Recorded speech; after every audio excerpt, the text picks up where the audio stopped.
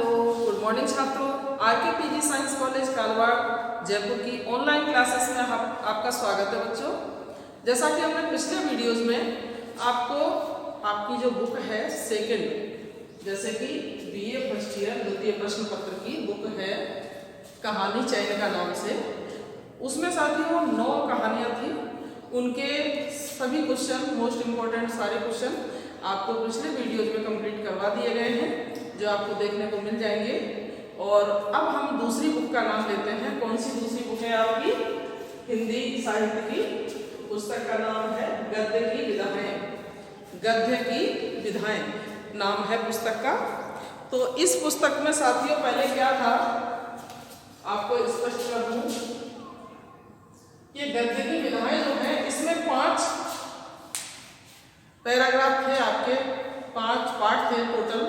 उन 5 पाठों में एक जो फर्स्ट नंबर का था प्रवास की डायरी, उसको साथियों 2019 में ही सिलेबस से हटा दिया गया है। और उसके स्थान पर जैसे कि जो दूसरा पार्ट था आपका वसंत के अग्रदूत, ये दूसरा पार्ट था, इसको पहले स्थान पर, और फिर लास्ट वाला सोना नाम से है वो 5वें स्थान पर हो गया, और 6वें स्थान पर यानी पिक्चर पोस्टकार्ड, ये पार्ट नया पार्ट दिया गया है। तो आपके टोटल 5 ही पार्ट हैं, लेकिन नंबर 6 हो गए। 6 में से एक जो प्रवास की डायरी थी वो हटा दिया गया है, सिलेबस में नहीं है। और बाकी के 5 पार्ट जो हैं उनमें से पहला पार्ट जो है आपका हिंदी साहित्य का पुस्तक गद्य की विधाएं, गद्य की विधाएं, इससे है वसंत के अग्रदूत निराला। साथियों ये जो वसंत के अग्रदूत शीर्षक है ये एक संस्मरण है, ठीक है। तो संस्मरण होने के नाते आप देखेंगे आगे निराला जी जो है इनका नाम वसंत के अग्रदूत क्यों पड़ा? क्योंकि वसंत के अग्रदूत इसलिए इनका नाम पड़ा साथियों कि बसंत पंचमी के दिन इनका जन्म हुआ था। और निराला जो है ना हिंदी काव्य के बसंत के अग्रदूत थे। हिंदी काव्य जगत में सबसे फर्स्ट नंबर पे निराला जी थे, इसलिए इनको बसंत का अग्रदूत कहा गया। क्योंकि बसंत पंचमी के दिन जैसे अपन देखते हैं आमतौर पर कि जो बसंत पंचमी होती है तो बसंत ऋतु जो होती है, बसंत ऋतु के आने से पहले बसंत पंचमी आ जाती है। तो बसंत पंचमी के दिन ही निराला जी का जन्म हुआ था। और निराला जी जो है बसंत पंचमी के दिन जन्मे थे, इसीलिए इनका नाम क्या पड़ा? बसंत के अग्रदूत। क्योंकि हिंदी काव्य के ये जो निराला जी थे हिंदी काव्य के अग्रदूत थे, ठीक है। तो अभी हम बात करते हैं साथियों, आपके लेखक हैं इस पाठ के अज्ञेय जी। तो अज्ञेय जो है ना इनके जीवन परिचय से आपको अवगत करवा देते हैं, इसका अध्यापन करवाते हैं आपको। देखेंगे अज्ञेय का जीवन परिचय। साथियों अज्ञेय का जन्म 7 मार्च सन 1911 को उत्तर प्रदेश में देवरिया जिले के कुशीनगर नामक ऐतिहासिक स्थान में हुआ था। और ऐतिहासिक स्थान में होने के नाते इनका जो है ना बचपन लखनऊ, कश्मीर, बिहार और मद्रास में बीता। साथियों बीएससी करके अंग्रेजी में एमए करते समय क्रांतिकारी आंदोलन से जुड़े हुए थे ये, और क्रांतिकारी आंदोलन से जुड़े होने के कारण बम बनाते हुए पकड़े गए। बम तो आप समझते ही हैं, जो आजकल तो आतंकवादी बनाते हैं वो। और ये विज्ञान के स्टूडेंट थे। तो बीएससी फाइनल होने के बाद में इन्होंने क्या किया, एक प्रैक्टिस की, एक प्रैक्टिकल किया। तो उस प्रैक्टिकल में जहाँ बम बनते थे वहाँ ये बम बना रहे थे, और वहाँ बम बनाते समय बम विस्फोट जो होता है उस बम को बनाते हुए इनको पकड़ लिया गया।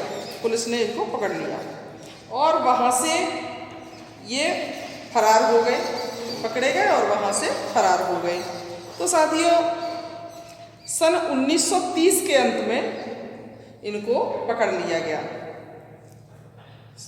इतने दिन तक ये फरार रहे और सन 1930 के अंत तक इनको पकड़ लिया गया। साथियों अज्ञे जी नई कविता को साहित्य जगत में प्रतिष्ठित करने वाले कवि हैं और अज्ञे जी निराला जी से बहुत ही प्रभावित थे। इसी कारण वे उनसे समय समय पर मिलने आते रहते थे।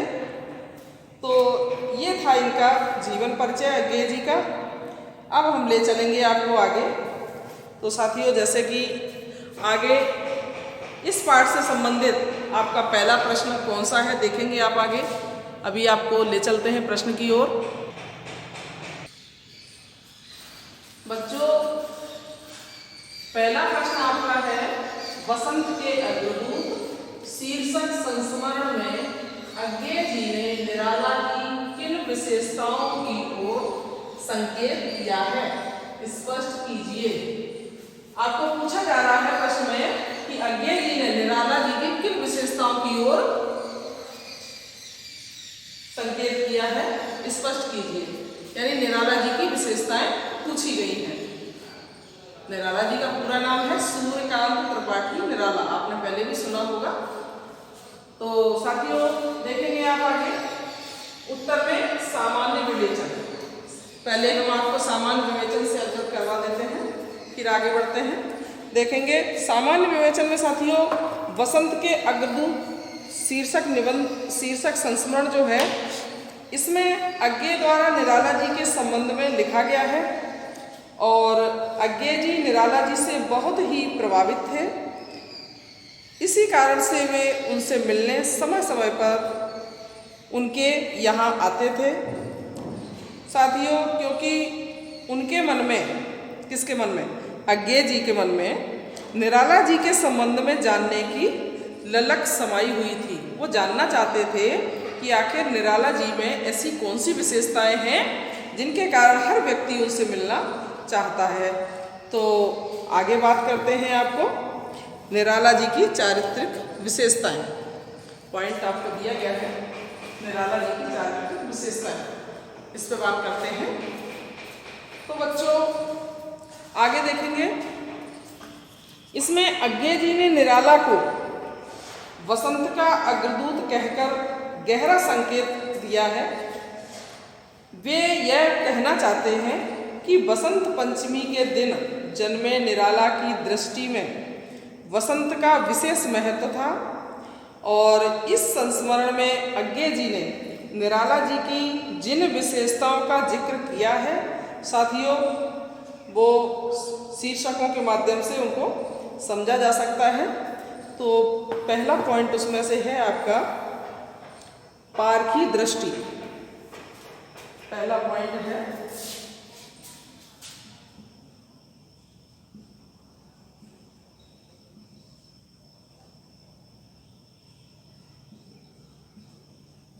पारखी दृष्टि।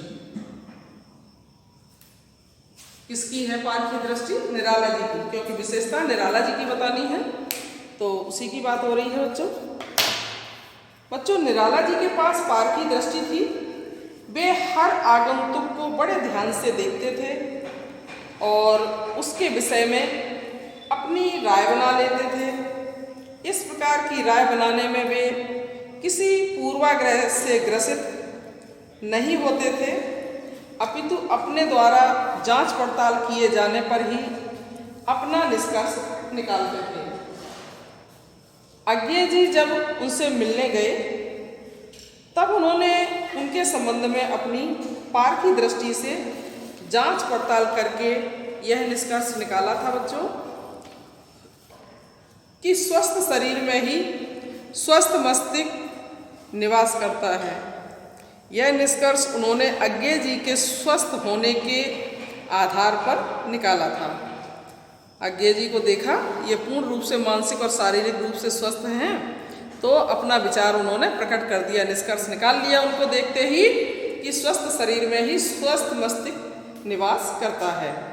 तो ये थी उनकी पारखी दृष्टि। और अब बात करते हैं विक्षिप्त स्थिति और निराला, दूसरा पॉइंट।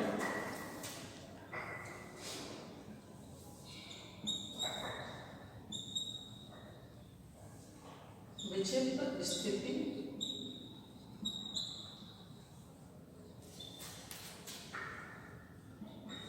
और निराला।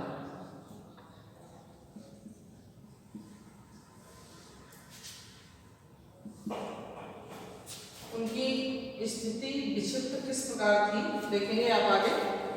तो बच्चों, सामान्यतः निराला जी के संबंध में यह प्रचलित रहा है कि वे विक्षिप्तता की स्थिति में पहुंच गए थे। आज्ञे जी ने इसे स्वीकार किया है। इस संबंध में उनका मानना था कि निराला का पागलपन, विक्षिप्तता जो होती है वो पागलपन भी कहलाती है बच्चों। तो निराला का जो पागलपन एक जीनियस का पागलपन था, इसलिए वह विक्षिप्त स्थिति से थोड़ी देर बाद ही सहज स्थिति में आ जाते थे। उदाहरण के लिए, जब आज्ञे जी के साथ सुमन जी निराला जी से मिलने गए, एक उदाहरण है, उदाहरण देकर आपको समझाते हैं। आज्ञे जी के साथ सुमन जी निराला जी से मिलने गए। वार्ता क्रम में सुमन जी कोई न कोई प्रश्न निराला जी से पूछ बैठते थे। साथियों, निराला जी उनके अनर्गल प्रश्नों को सुनकर दुखी होते थे। तब वे विक्षिप्तता की मनः स्थिति में यह भी कह देते थे, निराला? कौन निराला? निराला इज डेड, यानी निराला मर गया। इस तरह से भी वो हरकतें करने लग जाते थे। वास्तव में निराला को पहचानने वाले लोगों की कमी थी, इसलिए उन्हें पूरा पागलपन कहने की बातें भी होती थी। लोग उनको ऐसे भी महसूस करते थे कि ये पूरे पागलपन में ही हैं। यह सत्य है कि निराला जीनियस थे और अपनी और अपने समकालीनों की कविता को समझने की उनके पास गहरी और सूक्ष्म दृष्टि थी। साथियों, विक्षिप्त स्थिति में निराला किस प्रकार के थे आप समझ गए होंगे। अब हम चलते हैं आगे तीसरे पॉइंट पर, परिवर्तन की पहचान। तीसरा पॉइंट है आपका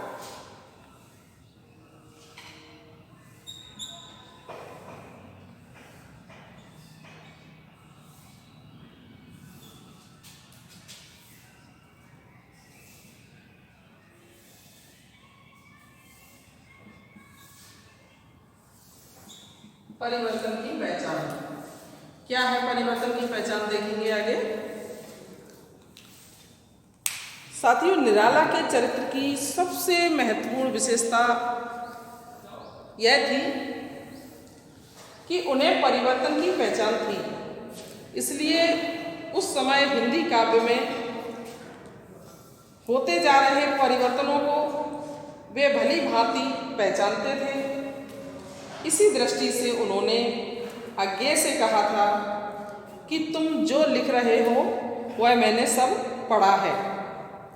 कितनी अच्छी बात कही। जब आज्ञे जी बार बार उनके पास मिलने जाते तो समझ गए कि आज्ञे जी क्यों मिलने आ रहे हैं, तो उन्होंने क्या कहा, जो चीज़ तुम लिखने जा रहे हो उसको मैंने कई बार पढ़ लिया है। ये शब्द उनके सामने बोल दिया, ये विचार प्रकट कर दिया, वह सब मैंने पढ़ा है। क्योंकि वे इस बात को अच्छी तरह से समझ गए थे कि आज की नई पीढ़ी के साहित्यकार किस बात पर जोर देना चाहते हैं। इससे स्पष्ट होता है कि निराला की पहचान बड़ी गहरी और सूक्ष्म थी। साथियों, ये थी उनको परिवर्तन की पहचान। अब हम बात करेंगे सादगी और अतिथि सत्कार की। पॉइंट नंबर 4,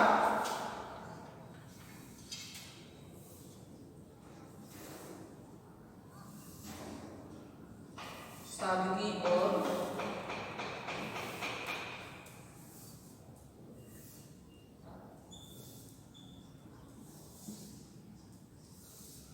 अतिथि सत्कार।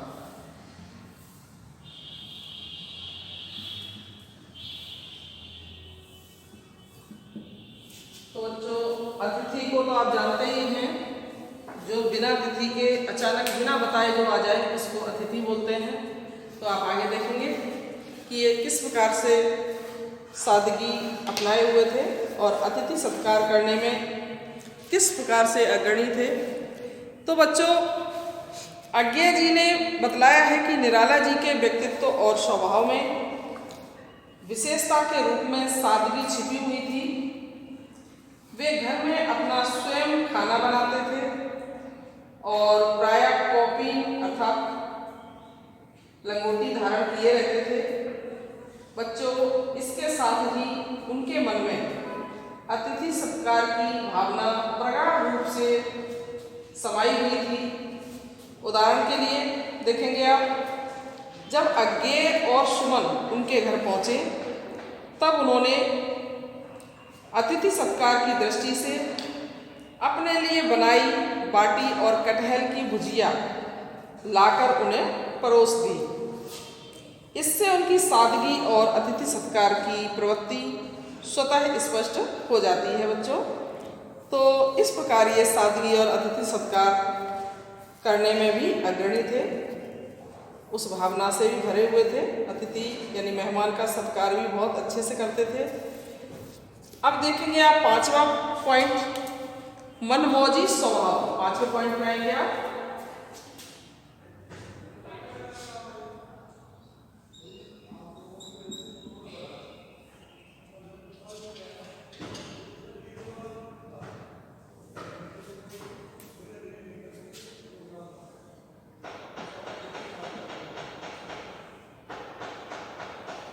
मनमौजी स्वभाव, उनका स्वभाव यानी नेचर जो था वो मनमौजी था। तो आप पांचवें पॉइंट में देखेंगे कि किस प्रकार से ये मनमौजी थे नेचर से।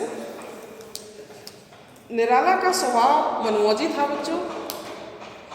वे अक्खड़ और फक्कड़ दोनों थे, अक्खड़ और फक्कड़ दोनों थे। उदाहरण के लिए जैसे एक बार जब सुमन के साथ निराला जी तागे में बैठकर मेरठ की खुली सड़कों पर घूमने चल दिए, तब तागे वाले ने उनसे पूछा कि सरकार कहाँ चलेंगे। इसके उत्तर में निराला जी ने कहा कि देखो, 2 घंटे तक यह सवाल हमसे मत पूछना, जहाँ तुम चाहो लेते चलो। देखा, रिक्शे वाले से जब उन्होंने ये कहा कि 2 घंटे तक मुझसे ये सवाल मत कहना कि मुझे कहाँ जाना है। इसलिए इस उदाहरण से, इस बात से ये पता चलता है कि उनका स्वभाव किस तरह से मनमौजी रवैये का था और किस तरह फकड़ाना अंदाज में उन्होंने रिक्शे वाले से बात की। तो बच्चों, जब अच्छी सड़क पर सैर करेंगे तो 2 घंटे बाद इसी जगह पहुंचा देना। क्या बोले रिक्शे वाले से कि जहां तुम लेते चलो, जहां तुम्हारा मन चाहे वहां ले चलो, अच्छी सड़क पर सैर करेंगे तो 2 घंटे बाद इसी जगह पहुंचा देना। पैसे पूरे मिलेंगे, पैसे कम नहीं मिलेंगे, पैसे पूरे मिलेंगे। इस कथन से स्पष्ट होता है साथियों कि निराला जी अक्खड़ और फक्कड़ अर्थात मनमौजी स्वभाव के थे।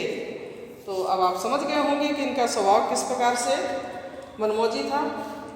अब हम बात करेंगे 6वें पॉइंट की, अवसाद और नैराश्य से पूरित। 6वां पॉइंट है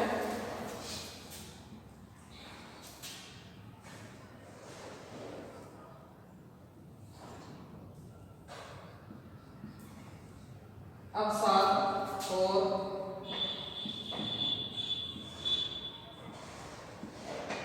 नैराश्य से पूरित। नैराश्य मतलब निराशा से पूरित। पूरित अवसाद और नैराश्य से पूरित। छठवां पॉइंट है। तो बच्चों देखेंगे ये किस प्रकार से अवसादग्रस्त थे और उस स्थिति में क्या इनकी एक्टिविटीज रहती थी, देखेंगे आगे। बच्चों अज्ञेय जी के कथनानुसार निराला जी अवसाद और नैराश्य से भी पूरित थे। उनके परवर्ती काव्य में इस प्रकार के भावों को भली भांति देखा जा सकता है, जैसे कि उदाहरण के लिए, मैं अकेला देखता हूँ आ रही मेरे दिवस की संध्या बेला, स्नेह निर्झर बह गया है, रेत सा तन रह गया है। इस तरह के वो लाइनें बोलते रहते थे। साथियों निराला जी की काव्य पंक्तियों में उनके अवसाद और नैराश्य भाव की अभिव्यक्ति हुई है। इस प्रकार संक्षेप में कहा जा सकता है कि निराला के निराले व्यक्तित्व में निराली विशेषताएं परिलक्षित होती हैं। बच्चों अब हम बात करेंगे, पॉइंट आपके 6 हो चुके हैं, अब आगे बात करेंगे। एक पॉइंट है तुलसीदास काव्य की श्रेष्ठता के कारण। बच्चों देखेंगे तुलसीदास काव्य की श्रेष्ठता के कारण।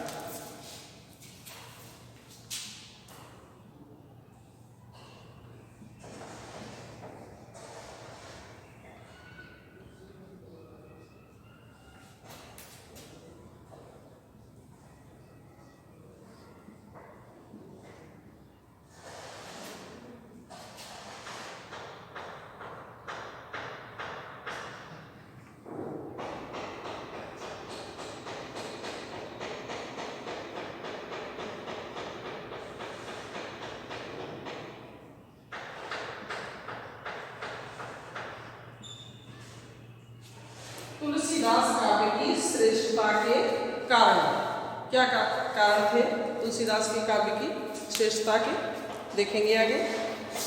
तो बच्चों निराला ने तुलसीदास लिखकर हिंदी जगत को एक अनमोल भेंट दी। तुलसीदास इनकी रचना का नाम है, जो इन्होंने रचना की थी। साथियों अधिकांश पाठकों और समीक्षकों ने निराला की राम की शक्ति पूजा, ये भी आपने कविता है ये पढ़ी होगी, पहले सिलेबस में ये थी। राम की शक्ति पूजा सेकेंड ईयर में थी पहले। और बादल राग ये भी आपने पढ़ा होगा। जागो फिर एक बार ये भी पढ़ा होगा। और जूही की कली जैसी कविताओं की मुक्त कंठ से प्रशंसा की है। बच्चों अज्ञेय जी ने इन रचनाओं को श्रेष्ठ तो माना है, किंतु उन्होंने मुक्त कंठ से यह भी घोषित किया है कि उनका तुलसीदास सर्वश्रेष्ठ है। इन सभी रचनाओं में तुलसीदास को श्रेष्ठता मिली है, वो सभी रचनाओं से श्रेष्ठ है। साथियों अज्ञेय जी निराला के तुलसीदास को सर्वश्रेष्ठ क्यों मानते हैं, इसके उन्होंने 3 कारण बताए हैं। कौन कौन से देखेंगे आप आगे। पहला कारण उन्होंने बताया है कि तुलसीदास को पढ़ते समय एक नया संसार पाठक की आंखों के सामने क्रमशः खुलता चला जाता है। संकेत यह है कि भारत की संस्कृति का ह्रास, मुगल शासन की बढ़ती हुई विलासिता, दीनहीन की दुर्बल स्थिति और ऐसे वातावरण में काव्य नायक तुलसीदास का मोहभंग और ज्ञान रश्मियों के लिए साधनारत हो जाना एक बहुत बड़ा कारण है। बच्चों इससे एक नया संसार पाठक के सामने खुलने लगता है। और अब दूसरा कारण देखते हैं। दूसरा कारण यह बताया गया है, अज्ञेय जी ने दूसरा कारण क्या बताया है बच्चों, कि तुलसीदास काव्य को पढ़ते समय एक ऐतिहासिक अनुक्रम में सब कुछ घटित होता हुआ दिखाई देता है। निराला ने तुलसीदास में जिन ऐतिहासिक घटनाओं का नियोजन किया है वह नियोजन उस समय के संसार का एक स्थिर चित्र नहीं है बल्कि जीवंत चित्र प्रस्तुत किया है। साथियों, तीसरा कारण यह बताया गया है कि तुलसीदास काव्य के माध्यम से निराला की सांस्कृतिक चेतना सृजनात्मक रूप में अवतरित हुई है। कहने का अभिप्राय यह है कि ऐतिहासिक घटनाओं के क्रमिक नियोजन तत्कालीन परिवेश के जीवंत चित्रण और सांस्कृतिक चेतना की सम्यक और सफल अभिव्यक्ति के कारण ही तुलसीदास अज्ञेय जी की दृष्टि में उनका सर्वश्रेष्ठ काव्य है। बच्चों, यहाँ तुलसीदास काव्य की श्रेष्ठता के कारण, यानी तुलसीदास काव्य की जो रचना की है किसने, निराला जी ने, उसी पे चर्चा की जा रही है। तो उसके श्रेष्ठता के क्या कारण थे, वो 3 कारण बताए गए थे, मैंने आपको अवगत करा दिया है, उसका अध्ययन भी करवा दिया है। अब हम चलते हैं निष्कर्ष की ओर। तो देखेंगे आप निष्कर्ष क्या है इसका।